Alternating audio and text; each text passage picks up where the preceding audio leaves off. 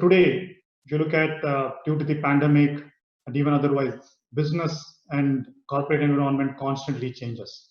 And then, Dr. Ramani sir put together, and it's about businesses taking this pandemic as an opportunity, right? It's not a challenge. They're taking this as an opportunity and trying to change things. And then, Dr. Ramani sir, you said about the Shankara restart, and all companies, all organizations are going through the same thing. They're rethinking their operational models, they're rethinking their business models, right? And because of that, a lot of employees, professionals are open to change, right? I mean, they need to adapt themselves. And that is where personal resilience really comes, right? Where leaders like us need to provide them a path. I mean, leaders like us need to deal with empathy. To me, meditation brought that. I was a technologist 25 years ago.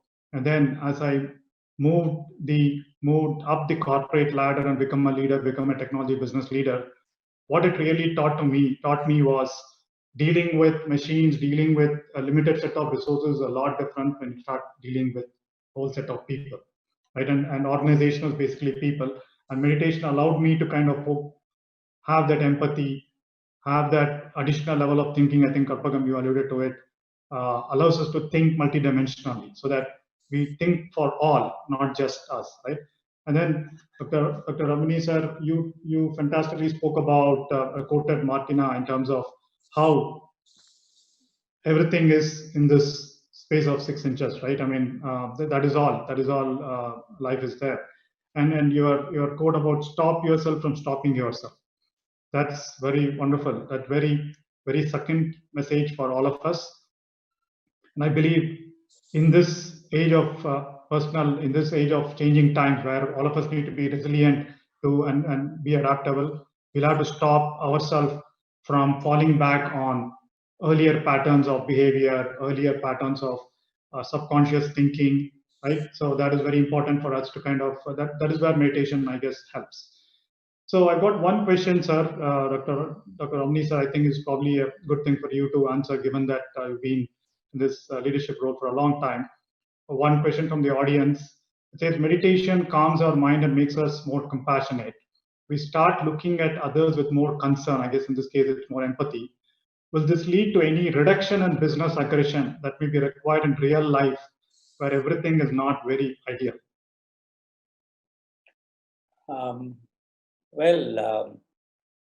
Being compassionate in any business environment, whether it is a professional approach or a commercial business approach, always builds a good bondage between the service provider and the beneficiary.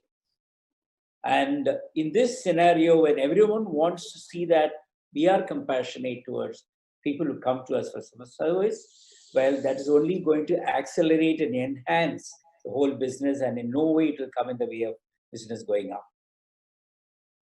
Wonderful. Yes, I agree, sir. Definitely. Good. So I think we'll wrap up this wonderful panel discussion with a lot of wisdom and inside experience from Dr. Ramani sir, and then on the ground experience from Karpagam.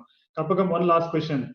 Two things, if you want to tell people grappling with change or confronting change in the corporate world, what would that be? Two things that they need to change or become more adaptable to face this changing times.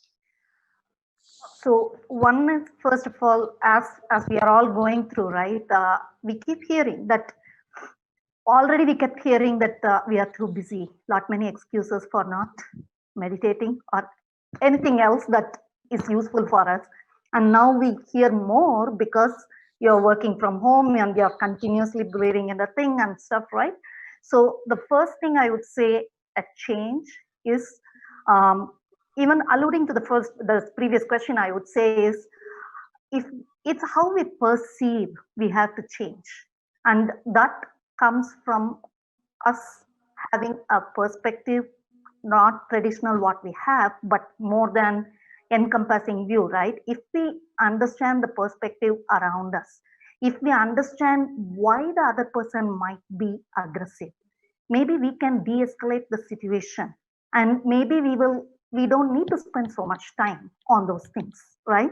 So that's one change I would say, that the first change is if we relook ourselves inside of us and change our perspective, it reduces the time you spend on unnecessary things, as well as brings the other person to become more compassionate because you're taking the first step towards compassion.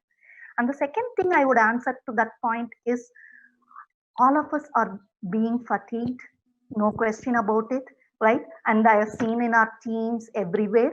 And so it is very important to understand what is draining our energy. I mean, it is very important to understand what is and what is not before we make a decision. And more often in our race of life, we don't think through. We only look at what do I have to do now, what is, rather than thinking about what is not. And that is where I alluded to the fact that science says that 95% of our mind is working on what is not important for anything. And it actually is harmful for our health, harmful for our future, everything. So if we pay attention that we are wasting our energy and time on that 95%, that's totally useless, and even bring in 5%, slowly change over to the what is, then we would have achieved much more to the thing. So those are the two things I would think. Wonderful, fabulous. Thanks very much. I think the key message from this panel discussion is two things that are really good, really helpful for people to face this changing times, is empathy and compassion, both from a leadership perspective towards the employees and suppliers of the corporates, as well as individuals. I mean, they need to empathize with themselves and then be compassionate with themselves rather than beating themselves about, hey, why am I in this situation, right? I mean, that moves them from a rigid mindset to more a growth mindset and more adaptable to face this changing times and turbulent times. So thank you very much. Wonderful words of wisdom, Dr. Ramani, and then great insights, Karpagam. Patri sir. Yes, sir. Your comments. It was so very nice to see Dr. Ramani ji. Thank you very much, sir. Thank you, sir. You are all doing great service. About 15 years back, I got my 2 eyes operated, so I'm able to see well. So I thank all the eye doctors so much. You are doing the greatest service possible. And Karpagam Madam ji, namaskar aapko. We want all corporate heroes to become meditation heroes. Everybody should be like Kanchi Paramacharya.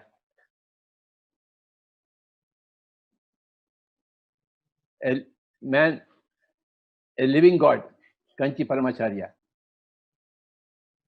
For 100 years, he has shown the path to everybody in India. He was such an inspirational figure for all of us. And thank you, Sagarji. Absolutely wonderful. The whole session was wonderful. Thank you. It is so nice to hear everybody talk about meditation. I am sure India will become #1 country because of all masters of meditation. When the corporates employ meditators in their corporates, that will be a double advantage for the whole nation and as well as for the company. Meditation should be one of the prime requisites when you are employing. I have seen many of our meditators get key jobs everywhere, in the IT industry especially. Meditation becomes a very added advantage for everybody, for anybody to seek a useful employment. And meditators can do wonders on their own. Appreciate your time and wonderful articulation of the story, the insights and quotations, and it's absolutely inspiring. And thank you, Karpagam ma'am, for sharing your insights and perspectives from a corporate technology executive role. Thank you. Thank you. Thank you, Patriji, for your wisdom words. I express hearty gratitude to our mindful leaders for sharing the insightful experiences from different spectrums. Now,